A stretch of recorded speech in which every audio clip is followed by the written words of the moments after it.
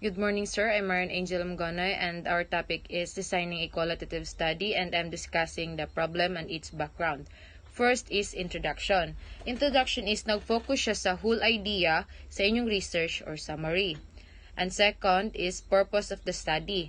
Focus siya sa goal or aim or kinsay maka-benefits unsay ikatabang sa atong whole society kung sakaling makandak ang inyong research title.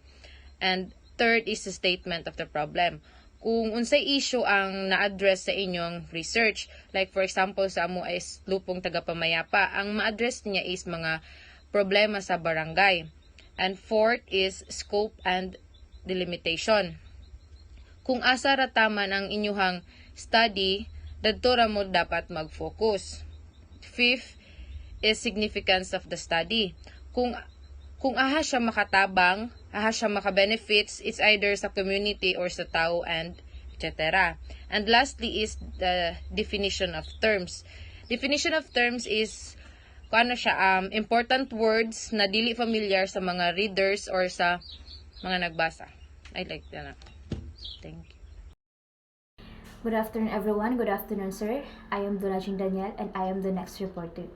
So next is designing a qualitative study. So let's have methods and procedures. So first is about assumptions and rationale for a qualitative design.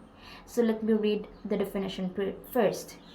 So assumption are proposition considered to be true depending on the presupposition without the distinction of the facts.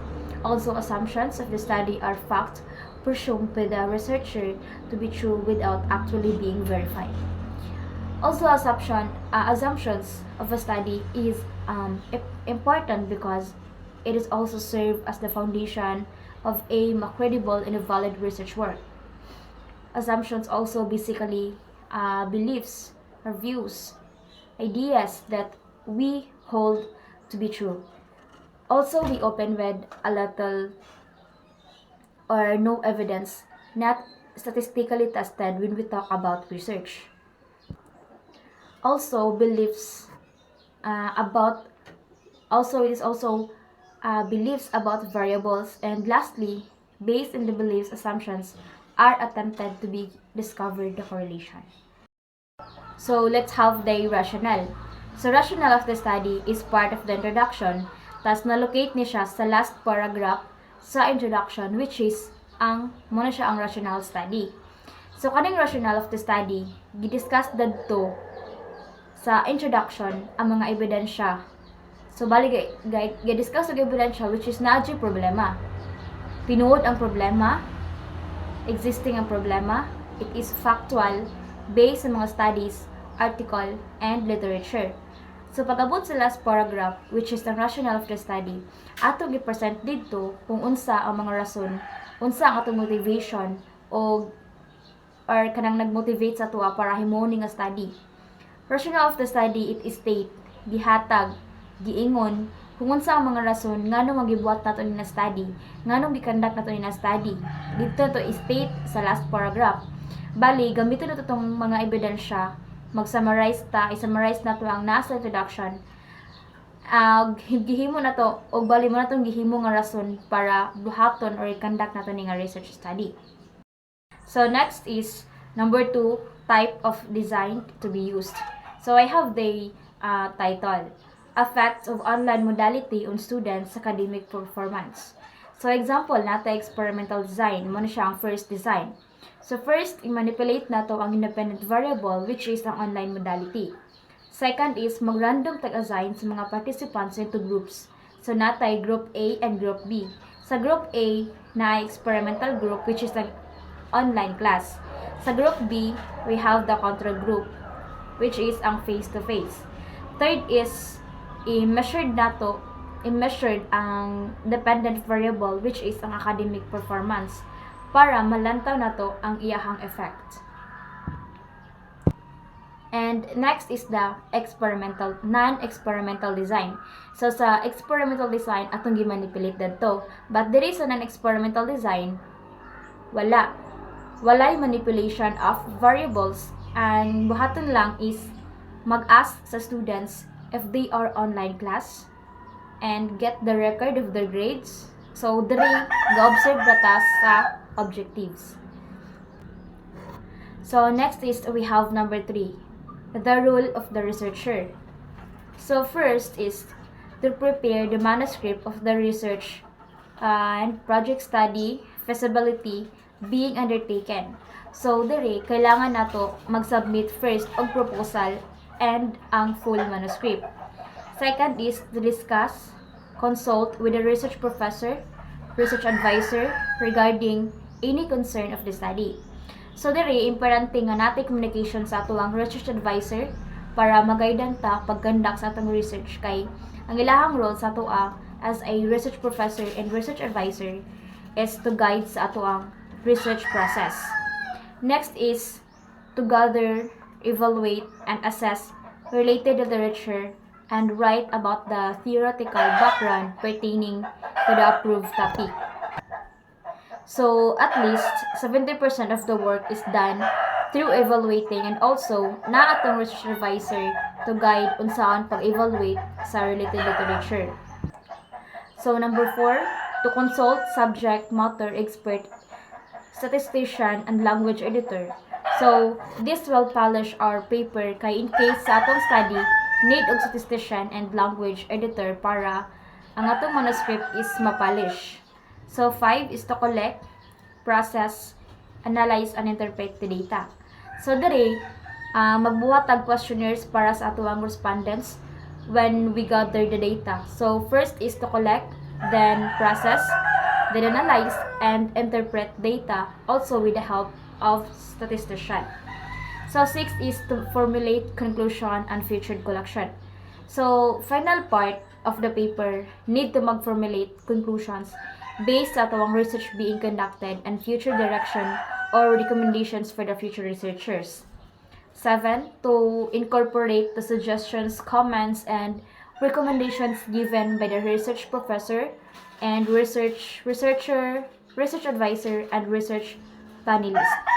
So, it is very important also that during the legal defense or the final defense, we have to or i-consider nato ang ilahang mga comments and suggestions given sa to ang panel members.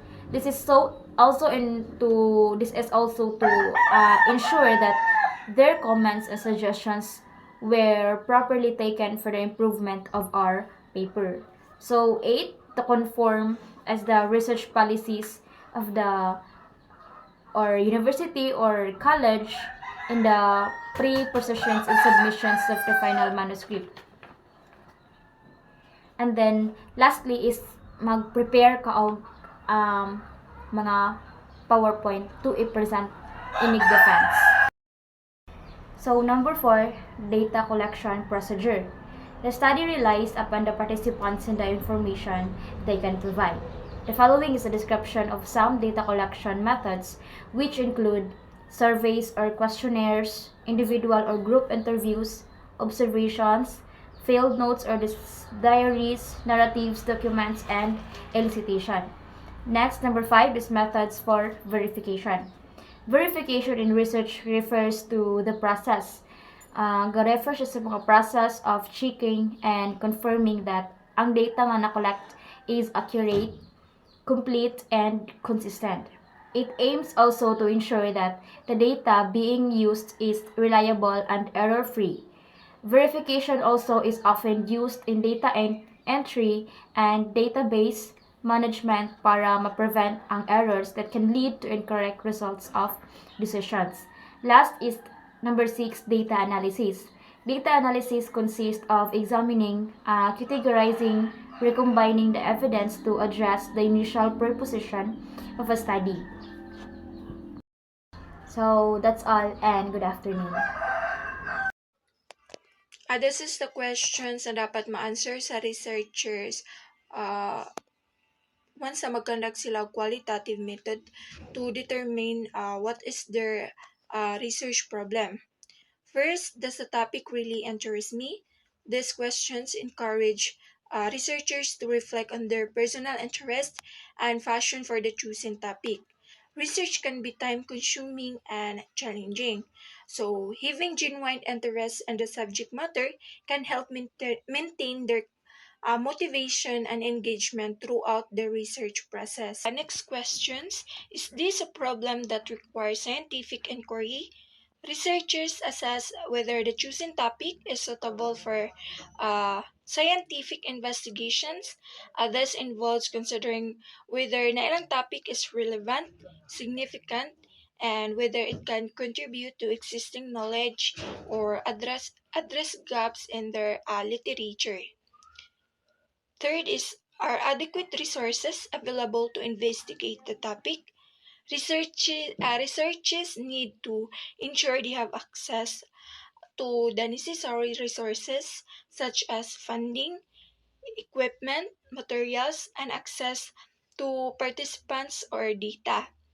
Adequate resources are essential for conducting quality research and achieving meaningful results in their chosen topic.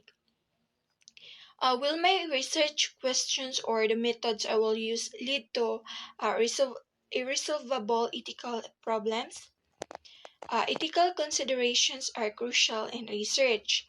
Research must evaluate whether their research questions or chosen methods could potentially harm participants, infringe on their rights, or raise ethical concerns. It is important to anticipate and address any ethical issues to ensure the research is conducted ethically and responsibly. The last questions: is this topic of theoretical interest? These questions assess whether the chosen topic aligns with existing theoretical framework in the field. Research that contributes to theoretical advancements or challenges existing theories can be particularly valuable in advancing knowledge in the field. Good day, sir. Good day, classmates. So, I am the last reporter of Group 5, and then I am John Paul Himina, and my assigned topic is all about the characteristic of good qualitative study. So, according to Chris Will, no? Ayun siya, no? To be able to write a good qualitative study requires familiarity with the characteristic of a good qualitative research. So, aron makabuhat ta og good or nindot nga qualitative study, no? Kinahanglan ta nga masayod or makabalo sa mga characteristic, no? Ingon pa ni Chris Will. Listed below are the attributes of good qualitative research according to Chris Will, 1998. So, no? First is it entails rigorous data collection. So, aside man tanong, ang qualitative study is collecting data, no? Collecting data, describe the life experience, no? Ingon diri si Criswell, it entails rigorous data collection. So dapat ang data nga atong makuha, no, ang data collection na to is rigorous or accurate siya or sakto siya ba, no? Sakto siya. The researcher collects multiple forms of data. So ang researcher dapat yun siya makulik og mga multiple forms of data, then summarize them adequately and spend adequate time in the field. So, dapat nga natay sapat or sakto nga oras or mag-spend tag time para sa ato ang research aron makuha nato ang good or nindot nga qualitative research. Dapat nga mag-spend tag time ana dyan na siya basta kung gusto tag nindot nga qualitative study. The researcher identify, no? So dapat ang researcher is maka-identify, the studies. No. The study is framed within the assumption and characteristic of qualitative approach to research. So the study is framed within the assumption. So dapat next is the researcher is identify studies and employs one or more tradition of inquiry. So ang researcher is dapat tukuyon jud niya or i-identify jud, then studyhan, naka-study na siya, and employs one or more tradition of inquiry or mga pangutana. Next is the researcher start with a single idea or problem that he seek to understand, not a casual relationship of variables. So ang isa ka researcher yun, magsugod yun na siya sa single idea or problem, and then i-understand na yun. Sugod siya sa mga idea, problem, and then paningkamutan niya nga masabtan niya ang usa ka problema. Alam dyan ng research or sulod sa qualitative research, no? Dapat ipasabot yun niya ba? Ikan siya sa single idea, hantod problem, then seek to understand, no? Not a casual relationship of variable. Next is the study involve detailed methods, rigorous approach to data analysis and report writing, no? So dapat ang study is nakadetalyado, no? Nakadetalyado ang methods, no? And accurate approach, rigorous approach, rigorous approach or accurate approach to data analysis, no? And report writing. Next is the writing is too persuasive that the reader experience being there. So dapat nga persuasive pud ang usa ka writing sa imong qualitative research, no? Kanang makainganyo bitaw, makainganyo siya sa reader or sa magbasa nga na experience jud ba kay kaning qualitative research is kanang nag-describe ni siya sa life experience, no? Naman nga dapat nga mainganyo pud ang mobasa, experience being there. Data are analyzed using multiple level of abstraction. This means that the research work is presented a way that move from particular to general levels of abstraction. So kasagaran sa mga kanang magkuantag mga research, no, kay mga abstract ra atong makuha, wala nga ato yung i-analyze using multiple levels of abstraction. Analyze na itong mga ato na kulit na data. Then this means that the research work is presented in a way that move from particular to general level of abstraction. So good siya sa particular, then general. So specific to general siya.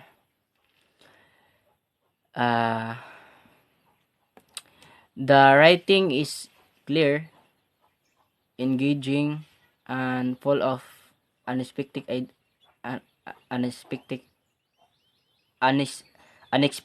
ideas. So ang imong pong qualitative research is dapat hinlo, klaro siya, no? Masabtan, ug makaengganyo siya tong ingon panganam engaging and full of unexpected ideas. So dapat din no ang kanina yung qualitative research no is puno siya sa unexpected ideas, no? The story and finding are believable. So dapat ang kaning mga finding, mga story is believable siya, baka tuhuan jud siya o true jud sa real jud siya, real or realistic jud siya if magkisgot ta og good qualitative research. So, dapat nga kuan siya kanang ang story niya is believable or tinuod realistic bisud pud og kanang magsulat ka didto kanay bitong ang bitin ni lupad no dili tinuod, dapat realistic siya og accurately, dapat sakto or kuan jud siya igo jud kay ba kung sa kuan pa sa usa ni sa ballistic pa accurate, dapat site jud kay siya, sakto jud siya sa kuan ba, igo jud kay siya kung sa research pa is dapat sakto jud siya or kanang impact or naigo kanang sa kuan jud kay uyon jud siya sa kuan ba topic, dili siya binutbot no, accurately reflecting all the complexities